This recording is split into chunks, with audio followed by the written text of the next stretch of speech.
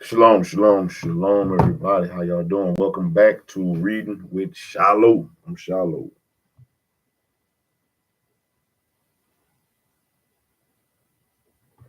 And we're here with the next session, and the next section of this book of On the Real Side by Mel Watkins. Man, we are knocking this big ass book down, man, a little bit at a time. We are so close to the halfway point of the book. And we'll keep pushing till we get there and further on. Let's finish it off. That's the plan, to finish it off and move to the next book on the list.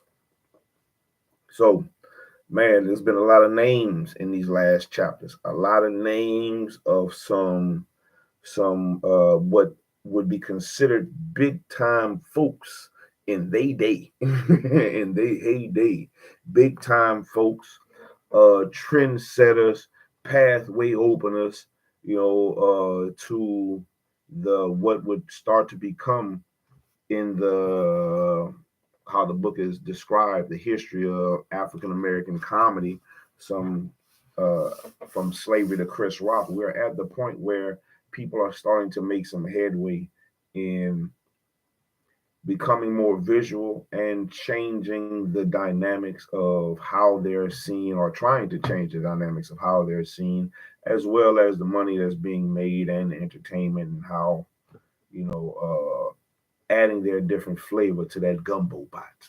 So, and there's a lot of them. There's quite a few of them. Quite a few. I wish I had more of a visual picture on them, but we will do what we can do. For those who are new, man, if there's any words that I don't know, I will stop and look it up. If it's somebody who I might, since I have this book here, we're gonna try to open it up and see if there's anybody that is named that I want to know about. And we'll see if they're in this book. Some people have been. A lot is not, or a lot aren't. Yeah, we'll look up the words. If I don't know how to pronounce the words, man, we'll try to pronounce them or Google that shit and see if Google can help you, boy. But without further ado, section 5. Let's get section 5 going. It is 6 sections in this chapter. It's chapter 6, the new Negro. 6 sections.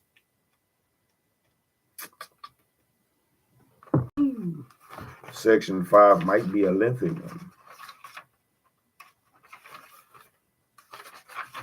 Yeah, section 5 won't be a lengthy one. All right. Yeah, about an hour. We're going to be in here an hour. I'll try to, keep the pace. Try my best not to stumble over these words, but man, y'all rock with me. Rock with me. We're going to get through it. All right, let's catch it, man. On the real side, chapter 6, section 5. The history of African American comedy from slavery to Chris Rock by Mr. Mel Watkins, who has been doing a great job so far of being a damn reporter. Because that's what I feel like. I feel like I'm reading a reporter telling me about all these people. The New Negro, section 5, chapter 6. The careers of the actors who portrayed the male version of the black servant were often as fickle and bizarre as McQueen's, and the stereotype characters they played ultimately became even more controversial. Manton Moreland, and of course, the now infamous Stephen Fetchum were Hollywood's foremost comic coon figures. But a host of lesser known talents also toiled in that much demanded but thankless role. Among them were Willie Best, Sam Deacon, McDaniel, Dudley Dickerson, Ben Carter, Fred Snowflake Toombs, and Nicodemus Stewart. Now, after Fetch's debut in Fox's Old Kentucky in 1927, other studios began searching for blacks to emulate him. At least one, Willie Best, came directly from the streets of Watts. Best recalled walking along Central Avenue and noticing that a white man in a car was following and watching him. Thinking it was a policeman, he turned and ran. Fortunately, he was unable to elude his pursuer and was eventually signed to a studio contract. His initial discovery was based largely on his remarkable likeness to Stephen Fetching, billing him as Sleep and Eat in such films as Up Pops the Devil in 1931, The Monster Walks in 1932, and The Kentucky Colonel in 1934. The studio's intent was transparent. Almost immediately, Best revealed and marked talent for reworking Fetching's shuffle, head-stretching coon caricature. Now, during the 30s and 40s, he played F, Sambo, Catfish, Joshua, Pompey, Mo, and Drowsy in the series of comic films. The cartoon-like names of the servants, menials, and sidekicks were apparent or appropriate since, with few expectations, they could have been created by rifling through the pages of a standard minstrel joke book. Not that those parts did not require considerable comic ability, or that best, but not resistant to instantly degrading stereotyping. I often think about those roles I have played, he said. Most of them are pretty broad. Sometimes I tell a director and he cuts out the real bad parts. But what an actor's got to do, either you do it or you get out. That is what they say. Best stayed and, for more than 20 years, etched his version of the frightened coon servant into the annuals of screen history. The tall, lean, and gangling Mississippi born actor projected an almost schizophrenic timidity. On screen, he was normally either so languid that he appeared comatose, or conversely, so nervous and ill at ease that he was prone to continually glancing over his shoulder as if something or someone was always after him. Here he showed none of the artful dodging reflected in the Satchel Paige caveat. Don't look back. Something may be gaining on you. Best Lanky's stoop-shouldered frame usually seemed coiled in readiness for flight, and his dark, slack-jawed face emitted a sense of perpetual awe. When he was frightened, the intensity was heightened. Best's character would literally quiver with alarm. As his wide eyes dilated his pupils, Ward dart about frantically, flashing in pools of white, his lower lip drooped, and sweat popped from his face. Shaken and drawn when the actual villain or specter appeared, he would bolt, his high-stepping, slew-footed gait sending him into haphazard, headlong flight. The bit had become a cliche by the 40s, reenacted countless times by black comedians as well as such mainstream white comics as Stan Laurel and Lou Costello, or Laurel and Hardy. But few, if any, marked the exaggerated intensity Best brought to his comic portrayal. And Thank You, Jeeves, in 1936, and Cabin in the Sky in 1943, with an all-black cast, he was the epitome of the sluggardly coon. In the former, according to one commentator, he plays and looks drowsy throughout the film. During a comic scene in Cabin, where, along with Louis Armstrong, Rex Ingram, and Matt Moreland, he plays the ideas man for Lucifer. He literally dozes through the proceedings before rising to wine. Ideas like that only come once in a million years, Junior. Then, exhausted, reclines again. In The Smiling Ghost in 1941, a routine comedy, Who Done It, that starred Wayne Morris and Alex Smith, he played the familiar petrified coon valet and chauffeur. When Morris asks if he's afraid, Best replies, I ain't afraid, but my feet ain't going to stand around and see my body get abused. Later, when Morris and Smith tell him they intended to find a body in the graveyard, Best declines their invitation, saying, when folks stop breathing and walking, I'm through with them. Finally, after he reluctantly enters the cemetery, Best expresses concern about trampling around on the top of the dead. Smith assures him that There's 6 feet between you and them. Yes'm, he replies, but it's going to be 6 miles between us in any minute now. Contrasted with the restraint and temerity of his white employers, Best's exaggerated responses were hilarious, although most often Best and other scared servants were frightened by figments of their own imagination. Sometimes their timidity was justified. The circumstance probably prompted Richard Pryor's quip about blacks in horror films like The Exorcist. See, there wouldn't be no movie had been niggas in it. Richard, there wouldn't be no movie if there had been niggas in it. The movie would have been about 7 minutes long. Soon as the devil spoke, hello, goodbye. After his last film was released in 1947, Best moved to the television and during the 50s played minor roles on the Stun Evans Show and My Little Margie. He died in 1962. Now, Sam McDonald, Hattie's brother, Fred Toombs, Ben Carter, Dudley Dickerson, and Nicodemus Stewart did not work as consistently or become as popular as Wiley Best, but they were all frequently seen portraying servants in the 30s and 40s. McDaniel appeared in a glut of servant parts in such films as Polo Joe in 1937 and The Great Lie in 1941, in which he was primarily a comic foil, but he was not always pigeonholed. Bad Men of Missouri in 1941 and All Through the Night in 1942 with Humphrey Bogart provided more variety and sharper dialogue than his typical Tom roles permitted. In Pride of the Bluegrass in 1937, although he suffers the indignity of having to pretend to be a blind horse and mouth standard malapropisms, well, you see, we's having a meeting of the Order of the White Doves.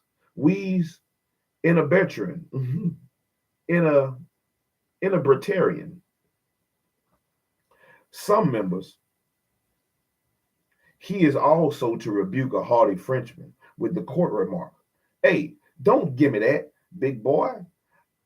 Some of these old slave talks, man, be killing me. "Hey, don't give me that, big boy. You ain't been here that long." And in Louisiana Purchase in 1941, his pointed comment about the white woman, "Boy, if she was black, she'd be beautiful," resounds with a double meaning that was rare for the time. It was probably intended as a joke by screenwriters who assumed that blacks unequivocally accepted mainstream standards of beauty, and it may have played that way for whites.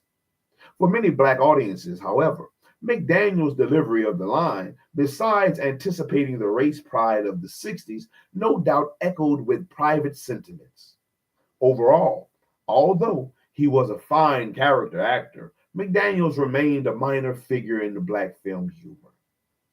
Fred Snowflake Toombs, as seen as his screen name suggests, portrayed more typical coon figures. During the 30s and into the 40s, he had fetching light parts in a score of movies and most often was billed as Snowflake, although in The Biscuit Eaters of 1940, he was burdened with the even stranger 1st and 2nd Thessalonians. From the 30s and early 50s, Ben Carter was cast in numerous servant roles, including a small part in Gone with the Wind, several appearances with Matt Moreland in Monogram's Charlie's Chan series, and the roles of Hattie McDaniel's besieged husband in Maryland. Carter's hapless coon caricatures led Donald Bogle to label him one of the most rigidly stereotyped and, at times, most embarrassing black actors to work in American movies. Dudley Dickerson, whom Whoopi Goldberg has called a comic genius and master of physical comedy, was seen in frightened coon roles in a score of films. He appeared in The Green Pastures, but more typically was his part in Ready, Willing, and Unable in 1941, in which he ran through doors, outran automobiles, and when hit on the head by an anvil, quit. So glad it didn't hit my feet. Nicodemus Stewart, while he appeared in a few servant roles in the 40s, as well as in the 1943 black cast features Stormy Weather and Cabin in the Sky, would not gain wide recognition for his interpretation of the Coon figure until his role in Lightning on the Amos and Andy television show in the early 50s. The undisputed king of the Coon servant roles was Manton Moreland as valet, chauffeur, porter, or simple sidekick for a series of Hollywood stars. Moreland brought his vaudeville and variety house techniques to films, stamping his own unique brand of humor on them despite lean, demanding parts and atrocious B-movie scripts. While Fetchin personified lethargy and best exuded cautious intensity, the jittery, chubby, moon-faced Moreland, even more motionless, projected boundless energy and excitement.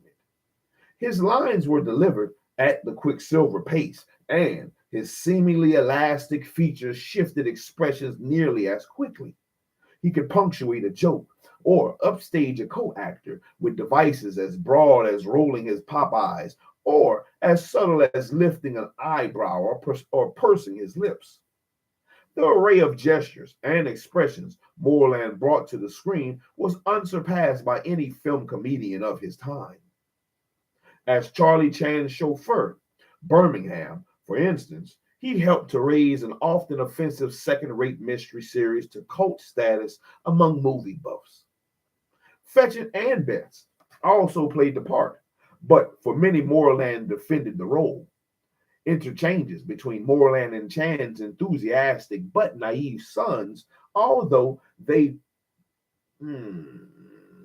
predictably mirrored the frightened coon stereotype, offered a sense of the series' humor as well as the obvious limitations. First son, Confucius remind us, Birmingham, that he who fights and runs away. Manton, I know we live to run another day. Number one, son, if you're scared, Birmingham, just keep saying to yourself, I'm not afraid. I'm not afraid. Manton, I'm not afraid. I'm not afraid. I'm not afraid. First son, how do you feel now? Manton, I feel like a liar. A highlight of Moreland's Birmingham role was the several occasions when he and Ben Carter offered hilarious renditions of Miller and Lyle's old indefinite talk routine. Of course, these roles were often interchangeable. Craven, faint-hearted Negroes were popular, so Hollywood producers and writers created endless scenarios for them. To his credit, Moreland was often able to overcome the repetition and banality. In addition to his timing and signature lines, such as "Feets don't fail me now," it was his vast repertoire of facial intonations and gestures, his body language, that permitted Moreland to transcend the stunted dialogue and give his parts a distinctive comic flavor. His appearance in over 300 movies attests to his versatility. Now, Stephen Fetchin, like Moreland, Best, and others who followed him, was also burdened with rigid restrictions and limited character range in his movie roles.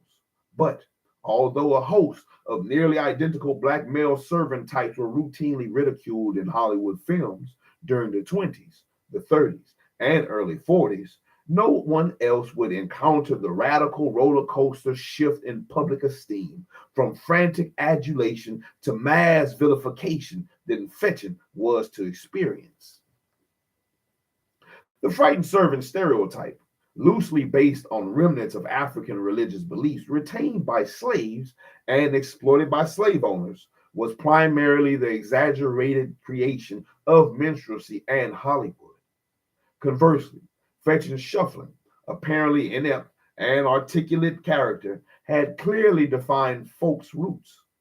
Slaves had used these tactics to avoid barbarous work regiments, and while assuring master that they were indeed superior to achieve their own ends, Fetching, like others before him, had adapted this slavery ruse, amplified its comic overtones to reveal the underlying deceit, and brought it to the stage.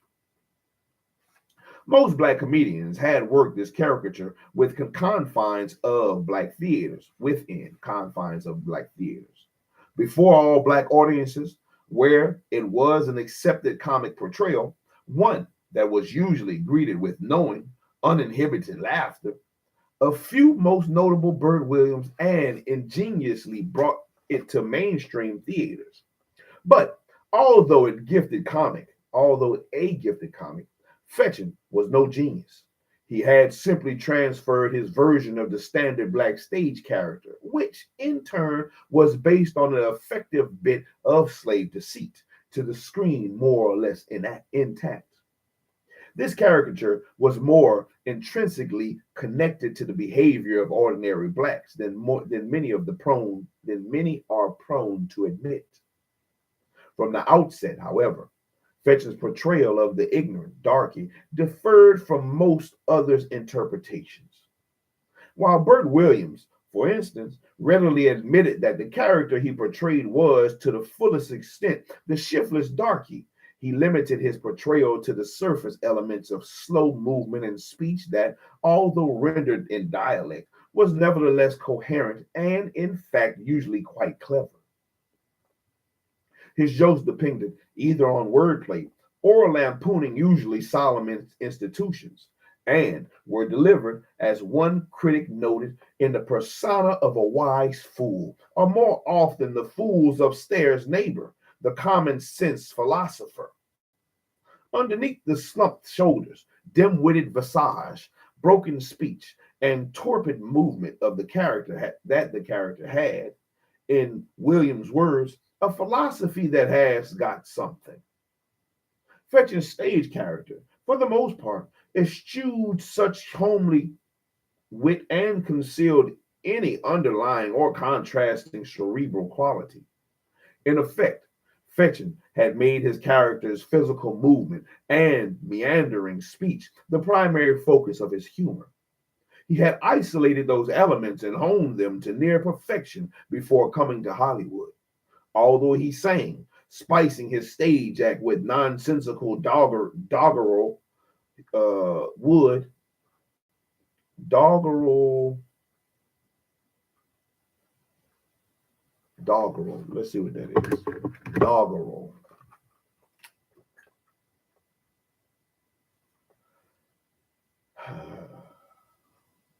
Doggerel. Doggerel.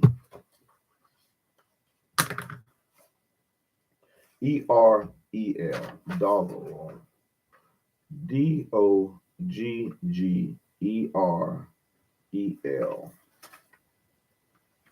Doggerel. Let's see. Let's see if I'm pronouncing it right and what it is. Doggerel.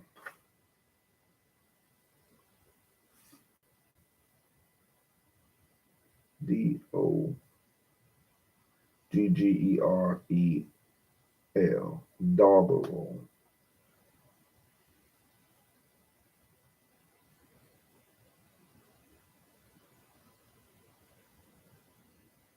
Doggerel.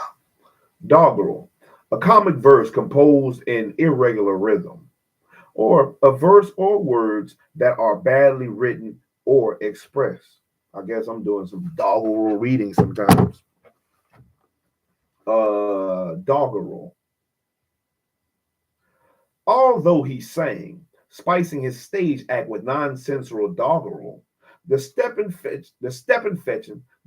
fetching, turn around, stop and catch it was his humor derived primarily from the contrast between his uncannily slow movements and his light-footed dance steps, and between his woeful downcast expressions and his lively patter and subtly ironic grin that occasionally infused his lethargy.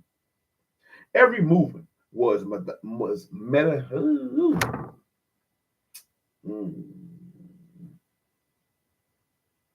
Metacolossally, every movement was metacolossally in controlled. That's another one. Metacolossally. Damn, I was doing good for a minute. Metacolossally. Metacolously.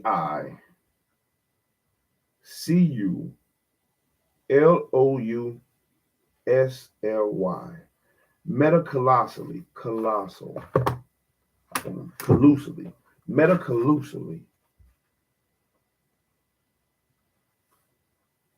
Every movement was metacolossally controlled. Metacolossally or metacolossally? Let's see.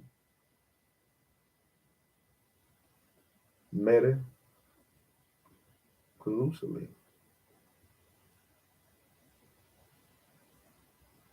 Meticulous. Oh, shit. I am off. Meticulously. I know what the fuck that is. Oh, man.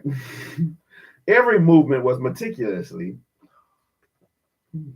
controlled in much the same way that some overweight comedians play their seemingly ponderous size against their ability to dance, moving with finesse and style to garner laughs. Fetchin skillfully played off his slow-moving, dim-witted coon against his considerably skill as a dancer. And on stage, he would come shuffling out, scratching his head, looking for all the words as if he were utterly confused and lost. Mouth agape, eyes half closed, shoulders slumped, he would embark on his practically incoherent monologue, usually in a whining monotone that had little meaning beyond the visual impression and of confusion that it conveyed. Then, suddenly, he would begin a controlled dance routine that amazed his audiences. As he danced, his facial expressions changed subtly. The half closed eyelids lifted, the eyes widened momentarily to reveal the spark of enthusiasm and arrogance that his simpleton mask concealed. Without this contrast, Fetchin frequently moved beyond that thin line that separates the humorous from the pathetic. On the scene, the contrast was often absent. By the time he appeared as Gummy in Hearts and Dixie in 1929, Fetchin's version of the shiftless, malingering darky was quickly becoming the comic staple in Hollywood. But despite the many imitators, no one could quite duplicate his languorous charisma. Most certainly, no other black celebrity except the flamboyant heavyweight champion Jack Johnson, to whom Fetchin often compared himself, had even approached the promotional extravagance that he mounted off the screen. This flair for self-promotion also probably accounted for what appeared to be a curious friendship between Fetchin and the militantly outspoken Muhammad Ali in the 60s. The former champion, after all, was no stranger to publicity, hype, and put-ons.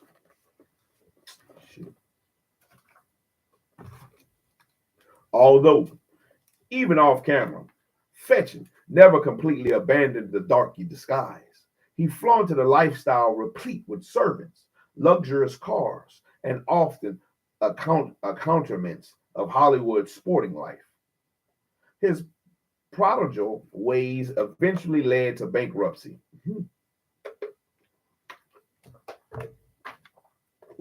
His prodigal ways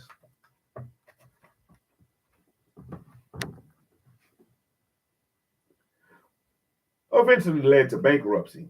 By the 40s, he had squandered the more than 1 million made in films from 1928 to 1937, even while he revealed an ostentatious display of a material sort. However, Fetchin diligently masked the ambition, demanding nature, and behind the scenes aggression that fired his climb to stardom. Consenting to the studio's strategy of convincing mainstream audiences that he actually was a malingering darky for public consumption, he selectively nurtured the stereotype in personal appearances. Accommodating studio publishers, he posed for ludicrous photographs that affirmed his innate ob- obtuseness and, in interviews, insisted that reporters amend his remarks so that they reflected the meandering, broken speech that had become his screen signature. His moderate education at St. Joseph's College, actually a Catholic boarding school, as well as such cerebral interests as classical music, were methodically concealed from the public. Fetchin was following a course of action that had worked effectively for blacks throughout their American experience. The same tactic had prompted antebellum Southerners to admit that so deceitful is the Negro, I could never, in a single instance, decipher his character. It was quite simply the practice of withholding information about the actual motives for their behavior, pretending to accept and accommodate white prejudice while uh, mm, surreptitiously undermining it and pursuing one's own ends. At the time, nearly all African Americans understood, respected, and encouraged this commonly accepted ploy.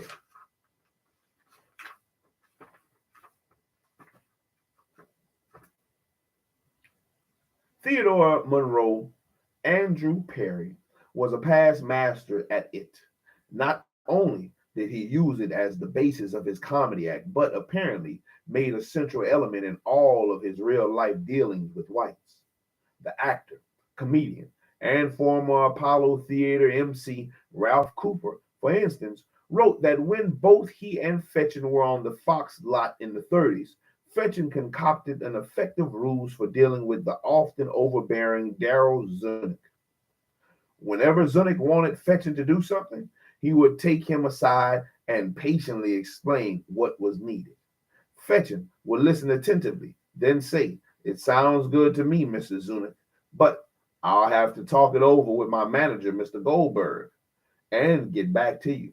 Later, Fetchin would tell Zunick that Mr. Goldberg either agreed or disagreed with the suggestion. There was, of course, no Mr. Goldberg, but for a while the guys worked perfectly. Fetchin was able to conceal the extent to which he controlled his own career, an unacceptable posture for black actors in Hollywood, and by time to decide how he wanted to respond to Zunick. Finally, Zunick, fed up with delays, demanded to have a phone number of the mythical Mr. Goldberg, and Fetchin was forced to admit the duplicity. "I guess you had to find out one day," he said. "I'm Mr. Goldberg." Similarly, Fetchin encouraged the myth that he was unable to read or write. Even directors and producers initially assumed that Fetchin could not read, so he was not given scripts. He was told what to do and say,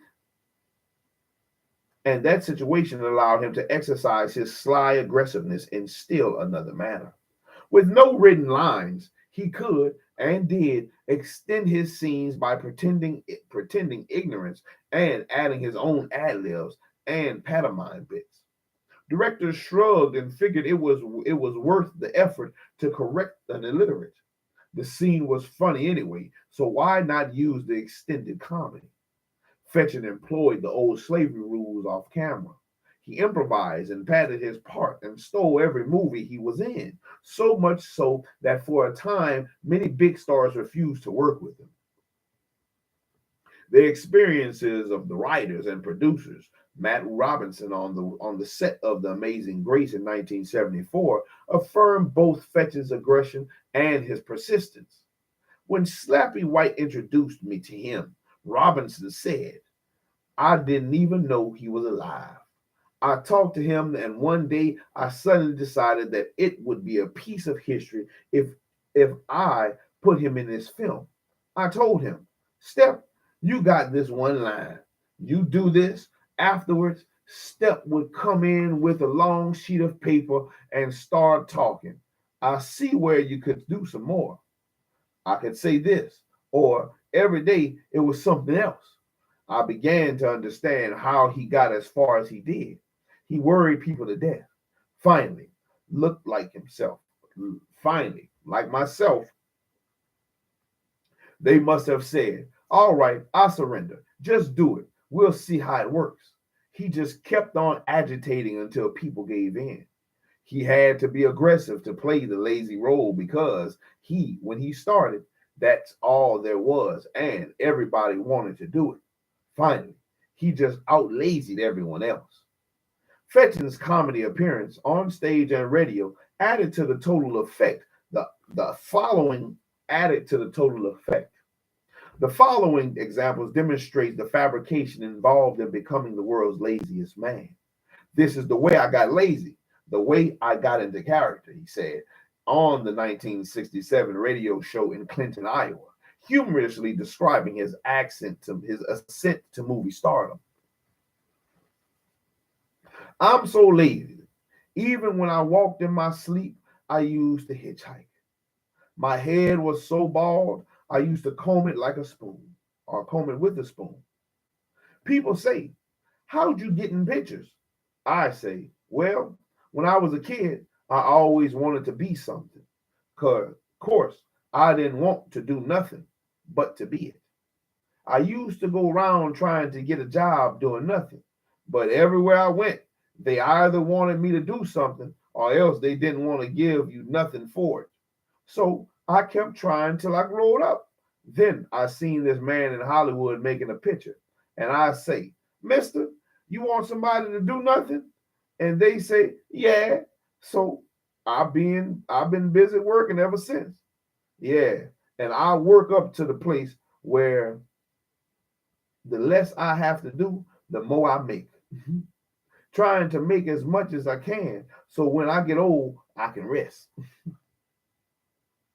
The press affirmed his absent-mindedness and obtuseness in gossip columns, news items, and articles, describing how he lost several distinguished positions as a shoeblack, as well as his studio contract. One writer labeled him as the world's champion job loser. Another wrote, nothing educated or emancipated. He typifies his race. He has their joyous, childlike charm, their gaudy taste, their superstitions, and would probably steal chickens if he hadn't promised the Lord never to do anything illegal again. Fetcher not only endured such descriptions, but fostered them. The promotional conspiracy catapulted him into the position of Hollywood's most castigated villain. Let's see what that is. Castigated.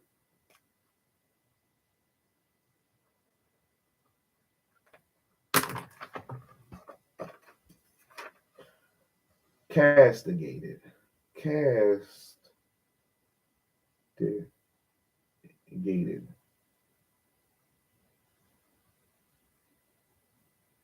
Castigated. Castigated.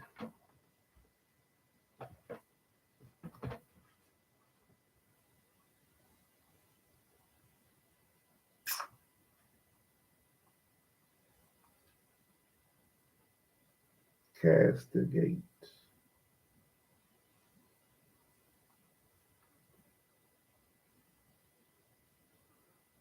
Castigate. Castigate. Castigated.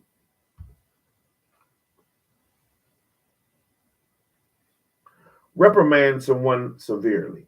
Castigate. He was castigated for not setting a good example. Castigate. The most reprimanded villain. The most castigated villain. Few black celebrities, in the words of Ray Charles, would be bucked and scorned with such intensity. As a veteran of variety shows and the black theater circuit, Fetchin brought an arsenal of performing skills to the screen. In addition to comedy, like many entertainers of the period, he was experienced as the hoofer and could sing as well as dabble with the banjo. His early films put some of that versatility on display. In Hearts of Dixie, as we saw earlier, He not only danced and indulged in some clever repertoire, but added a serious dimension to his comical portrayal. The critic Robert Benchley called him the best actor that the talking movies has produced. His voice, his manners, his timing, everything that he does is as near to perfection as one could hope to get. One of the great comedians of the screen. And Thomas Cripps noted that Fetchin's Gummy approached the outskirts of tragedy. Of course, not everyone agreed. And Peter Noble, the author of the Negro films of 1948, thought that the Gummy role was one of Fetchin's most nauseating, lazy, but lovable vagabond parts. Those roles continued into the 30s as Fetchin developed a close friendship with the humorist Will Rogers, whom he had known and worked with in vaudeville. Rogers had been a premier stage comedian before beginning his film career in 1918. And on the vaudeville stage and with the Ziegfeld Follies, he had relied on the unassuming Western image and droll monologue that, like the 19th century frontier humor, delivered pungent comments and on American politics and society with homespun guilelessness. His simple charm and homely wit, however, do not project well without dialogue, and by 1922, his future in silent films looked bleak. After starring in a series of Hal Roach two reel comedies, Rogers, unhappy with the slapstick shorts, went back to the stage. When sound films came in, he returned to Hollywood. And during the Depression years, the country responded more favorably to his rural, Cracker Barrel style. And Rogers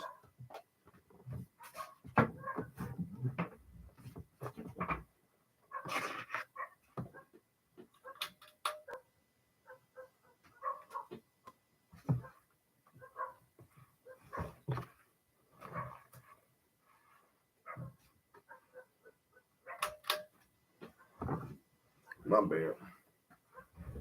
See what them dogs is barking at. I can see better outside with the light off.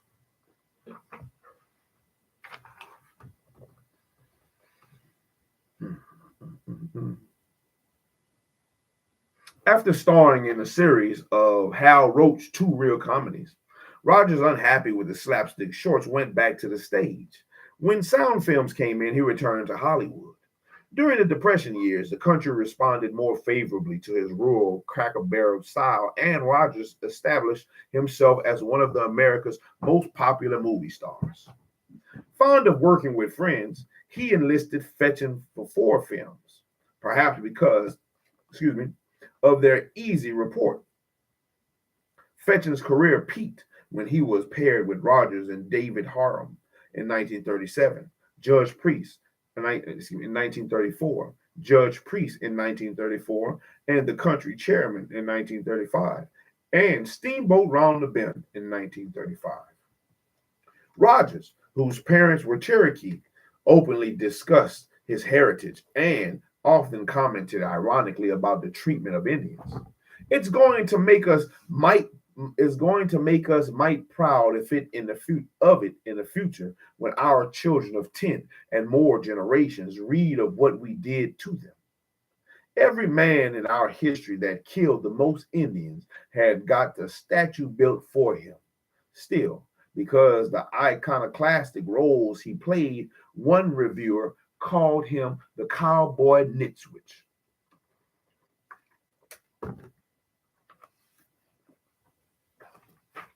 Typically, he portrayed a simple, honest man whose basic kindness and humanitarianism were contrasted with the scheming and corruption of those around him. Paraphrasing George Bernard Shaw, he said of his humor, "I don't have to make up jokes. I just tell the truth." He represented the agrarian ideals and longing for the good old days that characterized America's heartland. There, through his penetrating rural wit, shrewd homespun comments, On world affairs, politics, and such newfangled invention as the automobile, he was invariably opposed to moral decay and malfeasance, and usually emerged triumphant. Fetching, cast as his friend, was therefore aligned with Rogers against wrongdoing and the chaos that accompanied a rapidly changing social order.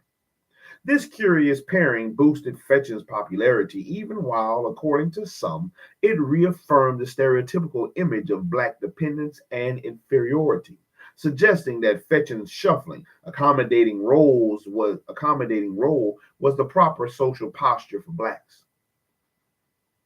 Moreover, the dynamics of this comic tandem required that Rogers assume responsibilities for the clever, verbal aspect of the humor, while Fetching's character, devoid of philosophical common sense that elevated Bert Williams' shiftless darky, was reduced to a statistic almost entirely physical comic pose. Fetching was scolded, pushed, that one would address a not too bright house pet. Still, a genuine sense of camaraderie surfaced between the two actors. Rogers projected such a relaxed, warm presence on screen that his treatment of Fetching never seemed punitive or even serious. It was as though two adolescent buddies were engaging in some frivolous play, or, in this instance, tomfoolery. For his part, Fetching often reacted to this hokum by flashing his devilish grin or winking knowingly. More often, mirroring the practice common to nearly all black retainers in film, Fetching would wander off by himself, mumbling incoherent protests or objections beneath his breath, or delivering comic rejoinders that traditionally were permitted only when white actors were supposedly unaware of them. From 1927 to 1936,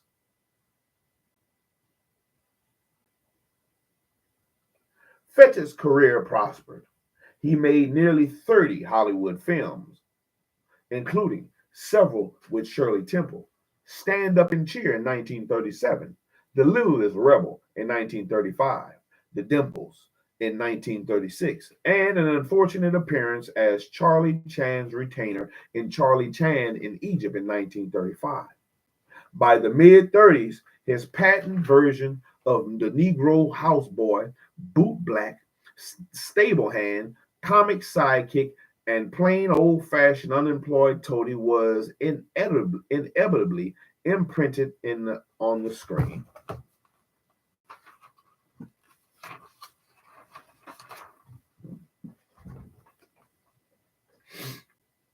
The caricature was so vividly fixed that every shoeshine boy in the country began copying his lazy drawl and shuffling walk, and cartoon representations of black male caricatures invariably mimicked him, just as female servants in animated shorts were patterned after Hattie McDaniel.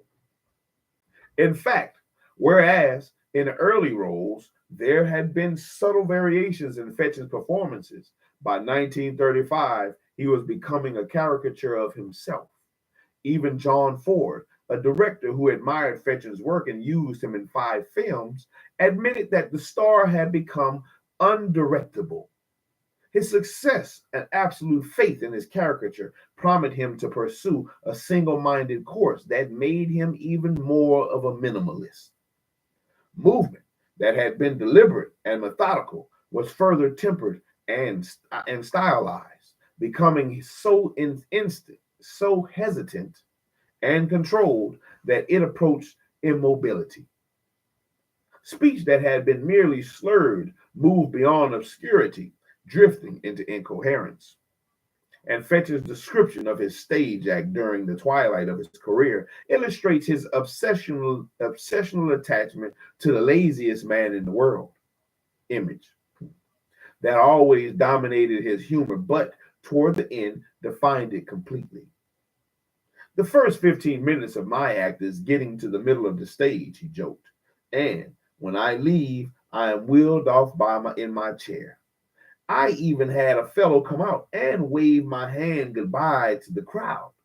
Finally, his film performances became predictable, dull, and embarrassing.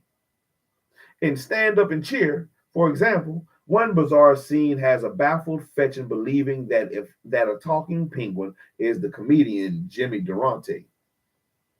They carry on the conversation as Fetchin shuffles about the room in pursuit of the creature, or dropping to his knees, implores, Mr. Durante, is that you? Yes, sir. But my goodness, how you done strunk up. Last time I seen you, you was just as wholesome as the standard size as you could be. Don't do nothing rash now. When Fetchin picks up the animal, he is ridiculed in his hands of a slavey, a black. Still, Fetchin ends up diving into an aquarium to help the insolent penguin catch a fish. A more typical scene in the same movie has Fetchin approaching an executive, played by Warren Baxter, in search of a job. After Baxter learns that Fetchin's name is George Bernard Shaw, he quips, you're a little sunburned, aren't you? Cowing, scratching his head, and whining, Fetchin attempts to ingratiate himself by cleaning Baxter's desk and pulling the whisk broom from his pocket, brushing his suit. Finally, he mumbles, "You need someone can do the shim sham shammy with words and feet." Amused by Fetchin's deadpan, slow motion tap routine, juba pattern, and scarcely audible singing, Baxter consents to giving him the job of watching his office to make sure that no one gets in while the secretary is away. Fetchin, with a shy reference to the depression woes which the movies was intended to combat, mutters, "Yes, sir. Nobody can get by me now, no how, cuz last few years I just been barely getting by myself." In this scene, Fetchin demonstrates many of the characteristics that had become his trademark: the shuffling, head scratching entrance, and obsequious demeanor, the fractured language and incoherent whining delivery, the precisely controlled, sluggish, indolent movement, and nearly somnolent, deadpan expressions. Fetchin would insist until his death that his film roles presented a finished character, a soul that projected an innocence and contradicted all the negative qualities of colored people, lack of morals, and all that.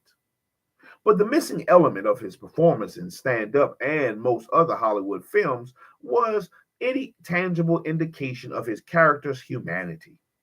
He had polished and perfected the comic exterior of his character, but unlike Burke Williams's lazy darky, there was little hint of a soul within Fetchin's belingering caricature.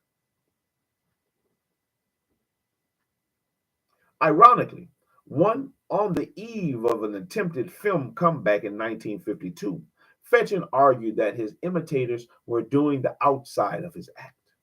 They didn't work from the soul like I do.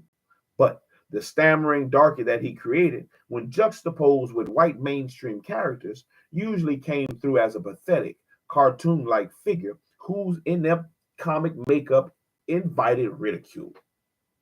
In molding him to the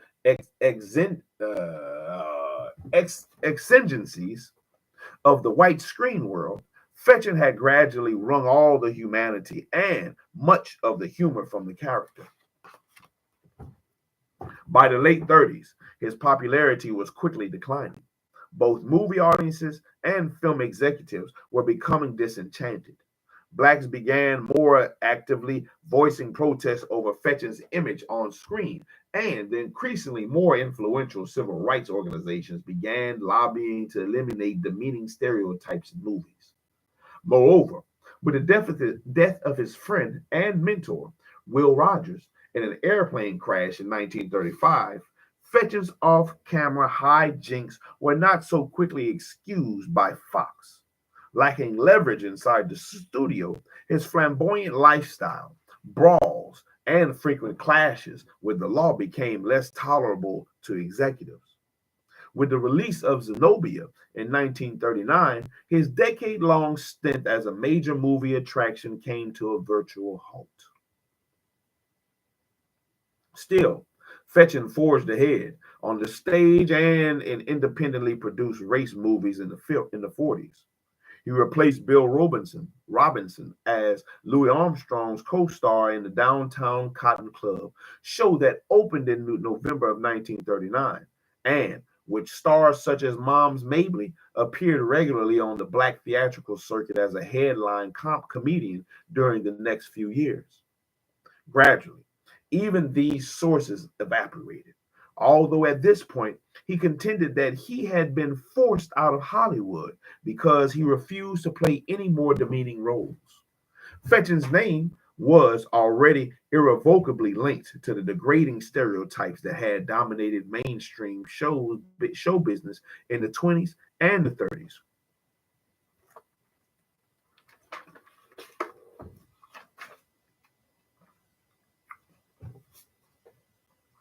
Post World War II audiences, while many had never ever even seen his films, had come to resent the old school of entertainers. Critics reflected their views in 1952. Critics reflected their views. And in 1952, his much ballyhoed return to films in Bend of the River was dismissed by the New York Times in a one-line notice. We are sorry to note that Stephen Fetchin is back to play a clownish stereotype. After an equally negative response to his minor role in Sunshine Bright in 1953, a remake of the Real Rogers vehicle Judge Priest, Fetchin would disappear from Hollywood films until the 70s. His career has seemingly hit rock bottom. The worst, however, was yet to come. Fetchin struggled during the 50s and early 60s, working the Chitlin circuit as well as small Midwestern clubs. But this time, the flashy lifestyle had long since gone, and during lean times, he found it necessary to accept the hospitality of friends like the venerable comedy team Butterbeans and Susie, in whose modest Chicago home a visiting entertainer could always find a plate with greens and cornbread. Responding to the growing criticism about roles he and others had played in Hollywood films, Fetchin began to attack leaders of the rights movements. Me and the civil rights movements don't get along, he said on the Iowa radio talk show. I call all the civil rights leaders, all of them, nothing but a playing both ends and the middle, and half of them, a majority of them has foreign interests, un-American interests. Although seemingly encouraged by the interviewer, Warren Boat, Fetchin obviously needed little inducement. He was desperately attempting to save his career by defending the comic characterization that 30 years earlier had been totally acceptable. Still, even as he railed, Fetchin began altering his stage act slightly. He still billed himself as the laziest man in the world and sometimes delivered his monologue sitting in his easy chair. But he radically modified the mumbling dialect and reflecting the aggressive mood surfacing among comedians like Moms Mabley and Dick Gregory occasionally added more biting commentary to his routine. My wife and I were just voted the Good Neighbor Award. We even went out and burned our own cross. For a time during the mid 60s, it seemed that Fetchin's career might be up on the upswing. He had resurfaced as part of the entourage of Muhammad Ali, and rumors circulated about a television series in which he would play Flip Wilson's father. He insisted that he was on the brink of a comeback, which included television specials, featured pictures, a book, my life story, and lectures. But on July 2nd of 1968, CBS television broadcast a segment of their documentary series of Black America that, in the course of pointedly revealing the gross distortions of African Americans' images in the media, focused on Stephen Fetching's film roles as an example of Hollywood's degrading stereotypes. The script of Black History, lost, stolen, or strayed, Fetching would later contend, had narrator Bill Cosby say, the tradition of lazy, stupid, crap shooting, chicken stealing idiots was popularized by an actor named Lincoln Theodore Monroe Andrew Perry, Perry's more resonant stage name. If for no other reason than its metaphorical aptness to the character he portrayed, was already notorious among blacks who, in the midst of the civil rights movement, were determined to eradicate old mannerisms and symbols. Henceforth, Stephen Fetching became an athemia for many blacks. 3 years later, Fetching would file a suit against CBS, claiming that the program pretended to reveal racial tension through education and understanding by slurring an entire generation of Negro actors as inept. He sought punitive damages of nearly $3 million for malice, invasion of privacy, and defamation of character. Ultimately, the suit was blocked, and Fetching, although he was to make the last film appearances in Amazing Grace and Wonton Ton, the wonder dog who saved Hollywood in 1976, began to show signs of the struggle to salvage his image. At age 74, he suffered a debilitating stroke that seriously impaired his speech and left him partially paralyzed. Reportedly, the stroke occurred while Fetching was reading an article that typically blamed him for the negative image of blacks in the mass media. He spent his last years as a resident patient at the Motion Picture Country Home and Hospital in Woodland Hills, California, where he died in 1985. He was 5 years old. Although he was nearly forgotten by the 80s, astute visitors still trickled in to see the screen legend. Until his death, he continued protesting what he considered the sabotaging of his career. And that was section 5. That was section 5 of chapter 6, The New Negro, from On the Real Side by Mr. Mel Watkins. Took me a little over an hour, stumbled over, some words, but we pushed through it, man. One word at a time, one page at a time, one section at a time, one chapter at a time. Until we finish the book. And we're going to keep on moving. We're going to keep on moving through. We got I think we're doing good. Look, it's 12:22. As long as I can stay around these times. If I'm up late, and because I'm busy, I'll read late. I don't mind. If I'm up, I'll go ahead and read. The thing is just to have some consistency. So, right as of right now, we're getting back on the consistency. Reading needs to pick up as far as I'm concerned and my thoughts on what I'm hearing when I read.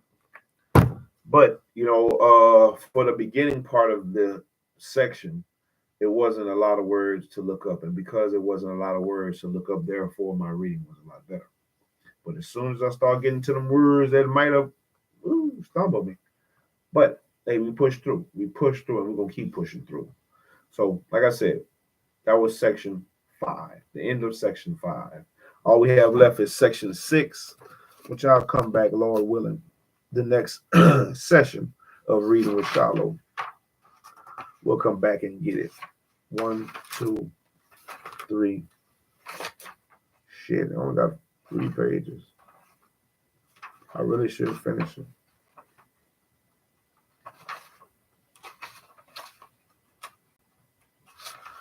I really should finish it. But I'll wait. I'll wait for tomorrow. Lord willing. So we can go ahead and get into chapter 7, Radio and Early Television, Racial Ventriloquy black soaps and servants. I'll read tomorrow. I'll come back and read section 6 and section 1 of chapter 7. I'll start chapter 7, Lord willing, tomorrow night.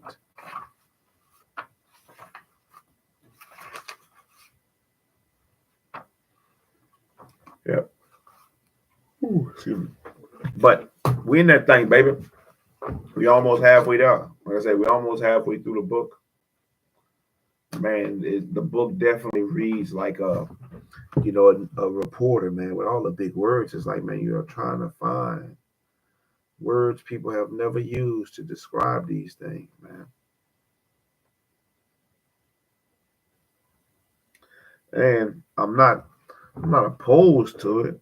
I'm not opposed to them finding the words. It's just, man, these words I have never used or never heard of in daily life. So, but hey, I'm not tripping, man, because that's what will help elevate my vocabulary in the long run. In the long run, it'll be better. Some of these words I tend to find that I'm hearing them over and over again. So it'll be good, and especially once I get the definition down and how the pronunciation is and how the words can be used in other instances, then I can use them myself. And we'll go from there. But yeah, I appreciate all those that came in. I appreciate those that liked the stream, like the live tonight. Hey, for those that come in later, man, like, comment. If y'all don't do anything, like and comment on it. Let me know anything that y'all may have learned. Let me know if it's some things, that you see in the book that, resonates with you. Some stuff that you might have picked up on. So it's something that maybe we could talk about at a later time. A later session. We'll see. But till next time, man, I'm going to cut it short tonight. Shalom out. Shalom. I hope all y'all have a nice one.